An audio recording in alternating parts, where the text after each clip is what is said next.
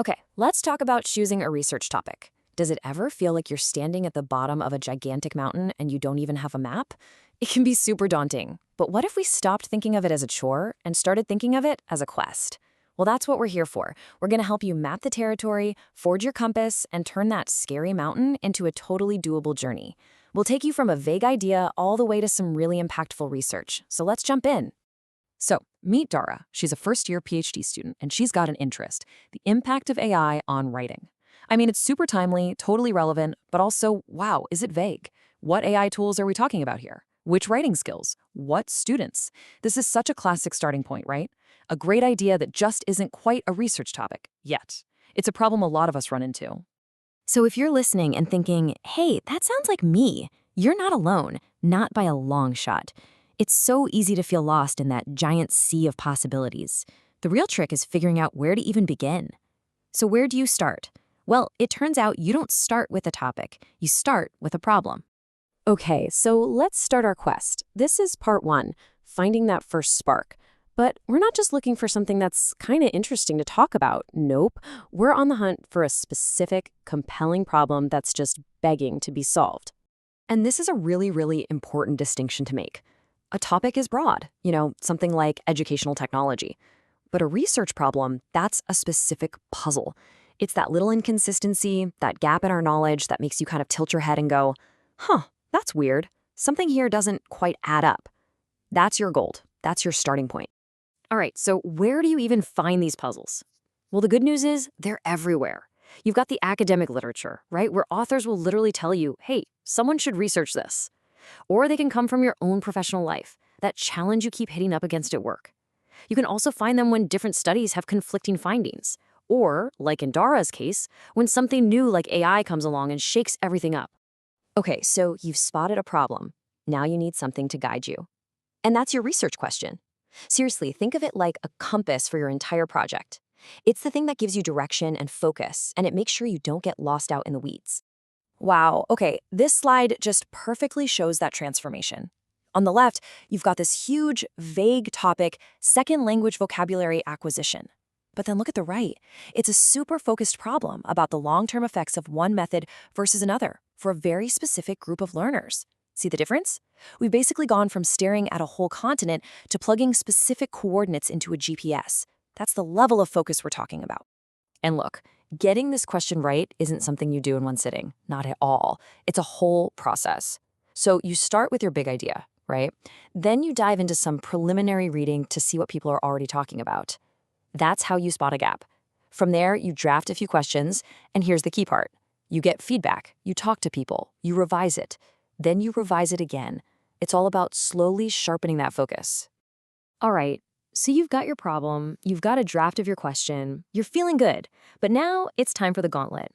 This is where we put your idea to the test to see if it's actually strong enough to survive the long journey of a research project. This is it, the ultimate test. Because having a great idea is one thing, but having a viable PhD topic is another. Does your brilliant idea actually have what it takes to make it all the way to the finish line? Let's find out. Okay, this checklist is the gauntlet, and you have to be brutally honest with yourself here.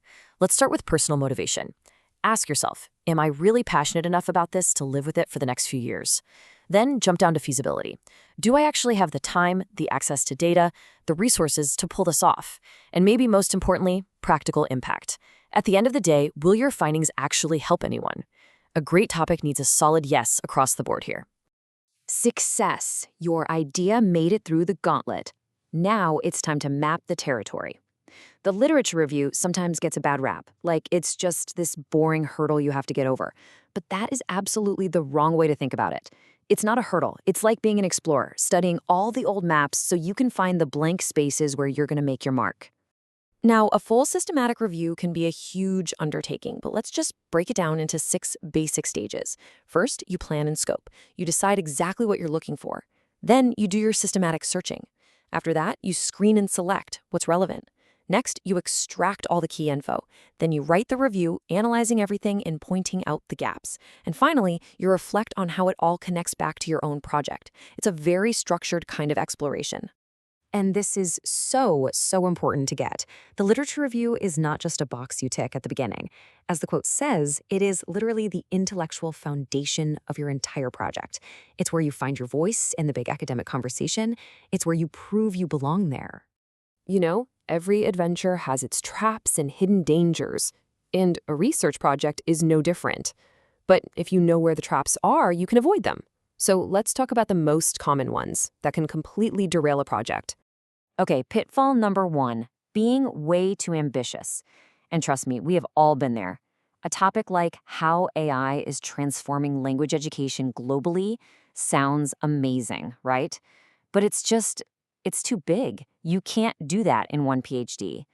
The solution is to systematically scope it down. Ask yourself, who, what, where, and when, until you have something you can actually finish. All right, next up is the duplication trap. You can't just take a study that was done in, say, the UK and redo it in Canada and call it a day. That's not enough for a PhD. Your work has to be original. It has to offer something new.